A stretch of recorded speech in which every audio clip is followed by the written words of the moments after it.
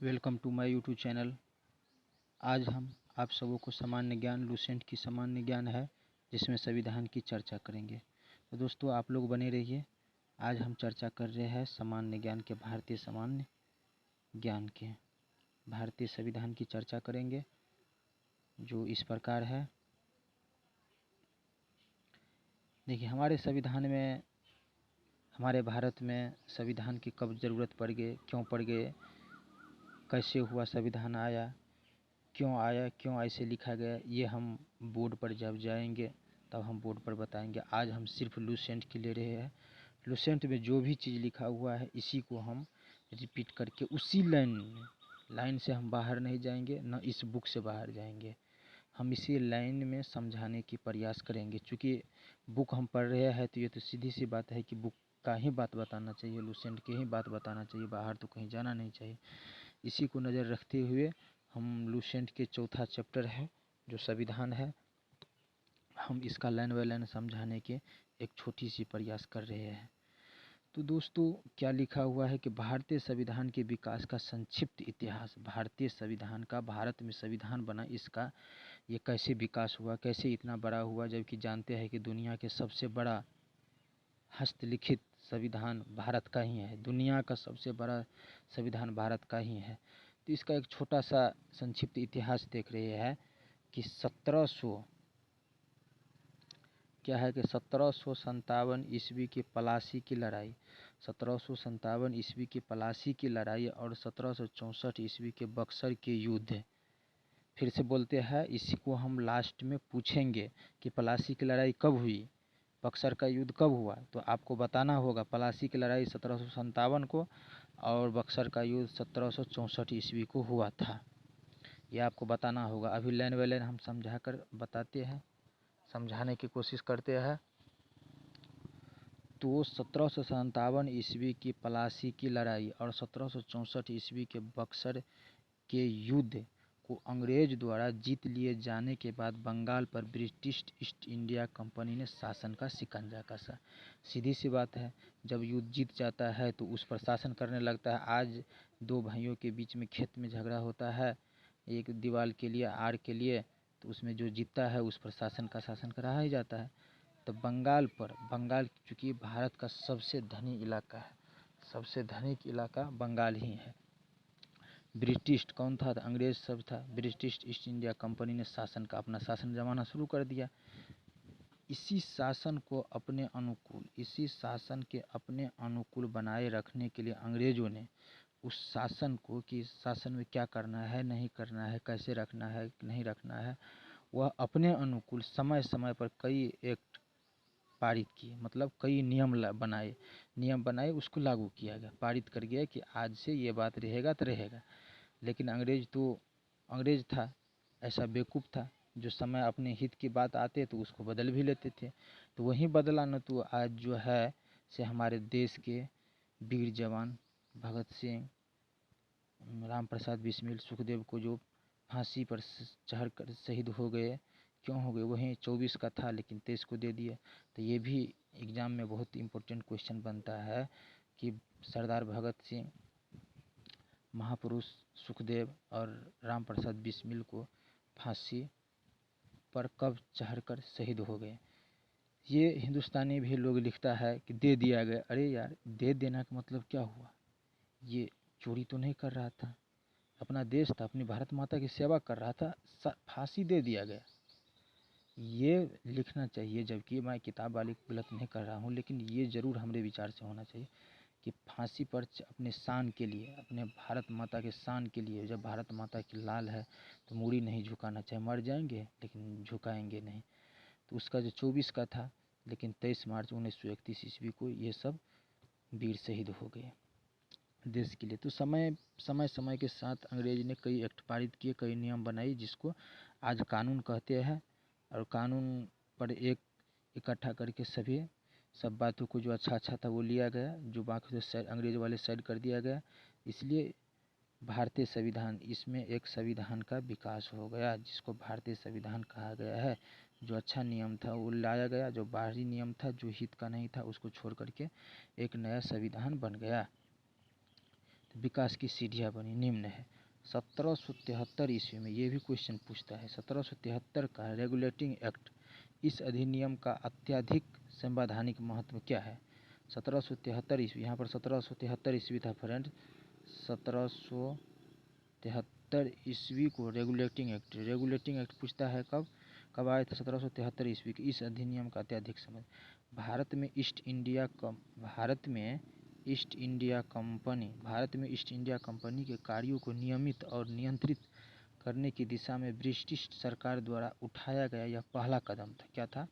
British सरकार द्वारा गया यह पहला कदम था, अर्थात कंपनी के शासन पर संसदीय नियंत्रण स्थापित किया गया। जो कंपनी शासन करता था उसी पर नियंत्रण स्थापित किया गया। ठीक है फ्रेंड्स, आज का एक ए नंबर है।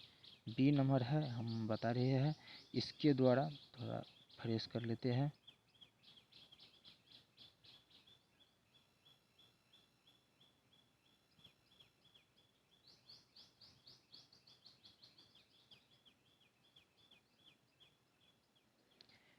इसके द्वारा पहली बार कंपनी के प्रशासनिक और राजनीतिक कार्यों को मान्यता मिली। इस 1773 रेगुलेटिंग एक्ट के द्वारा, इसके द्वारा पहली बार कंपनी के प्रशासनिक और राजनीतिक कार्यों का मान्यता मिली। इसके द्वारा केंद्रीय प्रशासन की नींव रखी गई, मतलब केंद्रीय प्रशासन था उसकी बात मानी गई। चलिए, इसकी विशेषता क्या है, इसकी फीचर्स क्या है?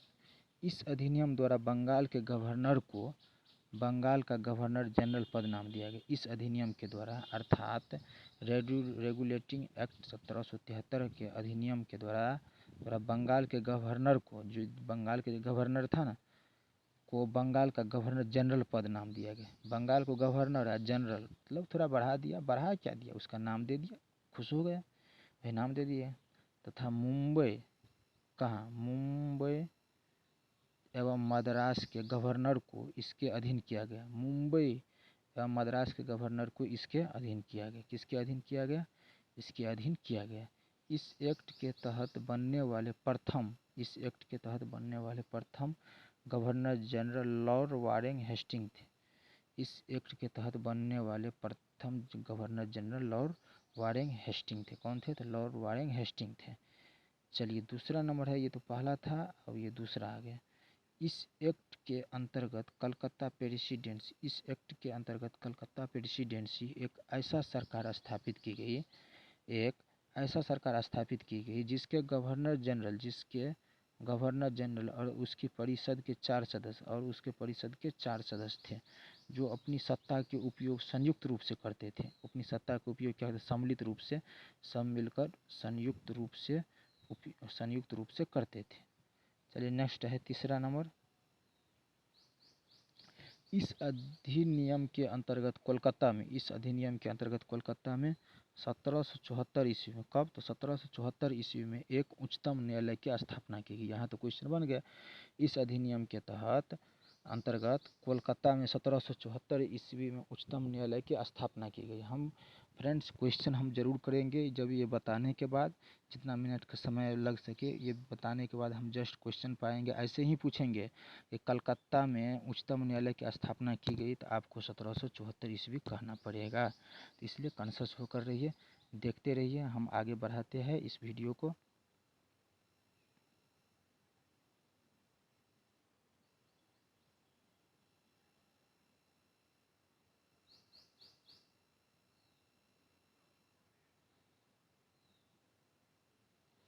सत्रह सौ चौहत्तर ईस्वी को उच्चतम न्यायालय की स्थापना की, जिसमें मुख्य न्यायाधीश और 3 न्यायाधीश थे।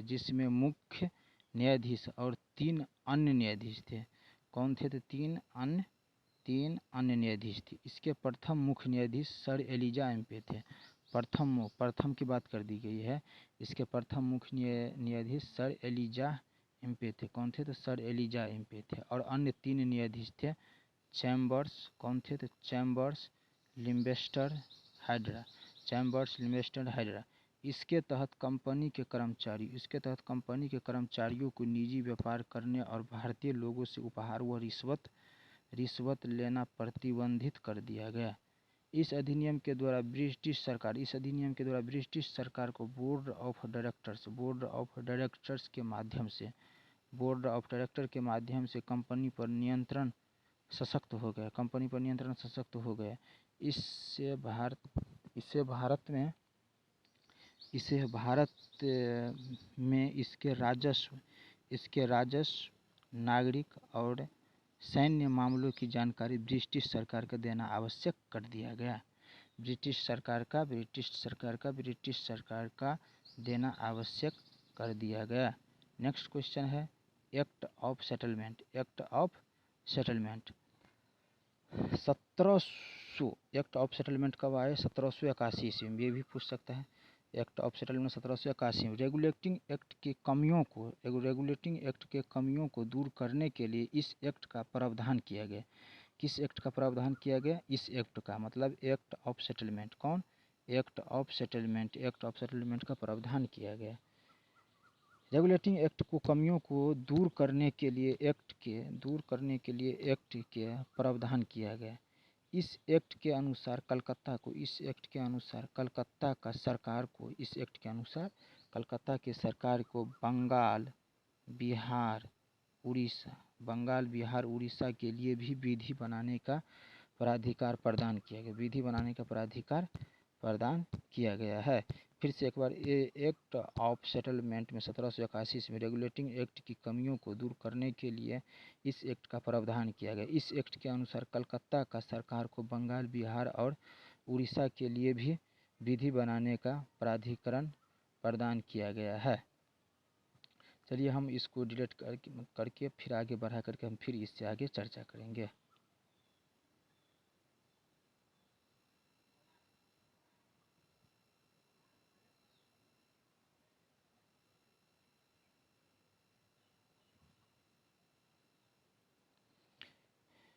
क्या लिखा हुआ है? 1784 ईस्वी का पिट्स इंडिया एक्ट। 1784 ईस्वी का पिट्स इंडिया एक्ट। इस एक्ट के द्वारा दोहरे प्रशासन, इस एक्ट के 1784 ईस्वी के पिट्स इंडिया एक्ट, इस एक्ट के द्वारा दोहरे प्रशासन, कौन? तो दोहरे प्रशासन के लिए प्रारंभ हुआ।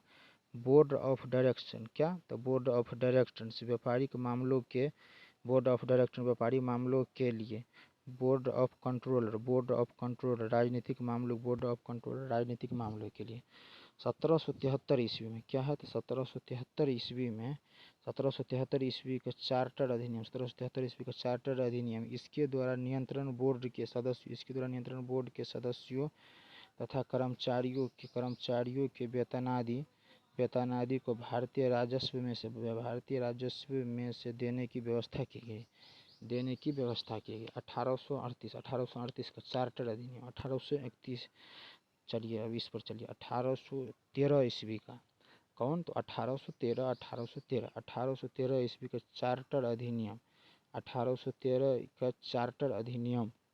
इस अधिनियम का मुख्य विशेषता है कंपनी के अधिकार पत्र को 20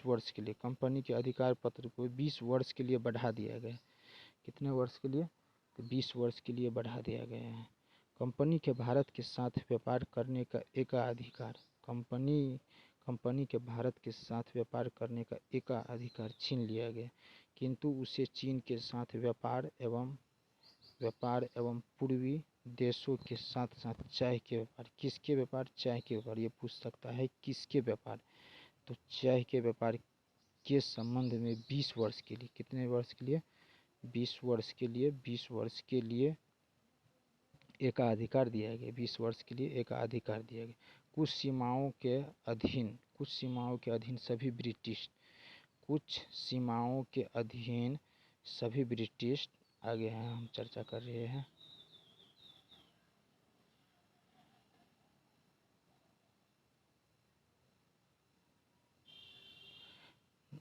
कुछ ब्रिटिश के अधीन नागरिकों के लिए भारत के साथ व्यापार खोल दिया गया। भारत किसके साथ? कुछ नागरिकों के लिए भारत के साथ व्यापार खोल दिया गया। भारत के साथ क्या किया गया? व्यापार खोल दिया गया। चलिए 1813 ईस्वी में पहले ईसाई पदारियों को 1813 ईस्वी में पहले ईसाई पदारियों को भारत में आने की आज्ञा नहीं थी, भारत में आने की क्या थी, आज्ञा थी नहीं थी। परंतु 1813 ईस्वी में, कब, 1813 ईस्वी के अधिनियम द्वारा ईसाई पदारियों को आज्ञा प्राप्त करके भारत आने की सुविधा मिल गई, भारत आने की सुविधा मिल गई।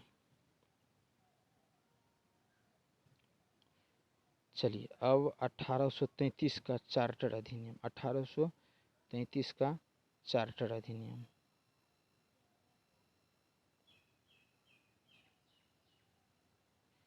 तो आज के लिए इतना ही, एक छोटा सा वीडियो बना, चूँकि लंबा हो रहा है, बहुत लंबा हो जाता है, सिर्फ 10-5 मिनट के बाद हम आगे अगर चलेंगे अगले दिन तो हम 1833 की चर्चा करेंगे। अगले दिन हम चलेंगे तो 1833 की चर्चा करेंगे। कब करेंगे फ्रेंड्स, तो 1833 की चर्चा हम करेंगे। आज के लिए इतना ही, फिर अगले दिन मिलेंगे तो इससे आगे बताएंगे। तब तक के लिए जय हिंद, जय भारत।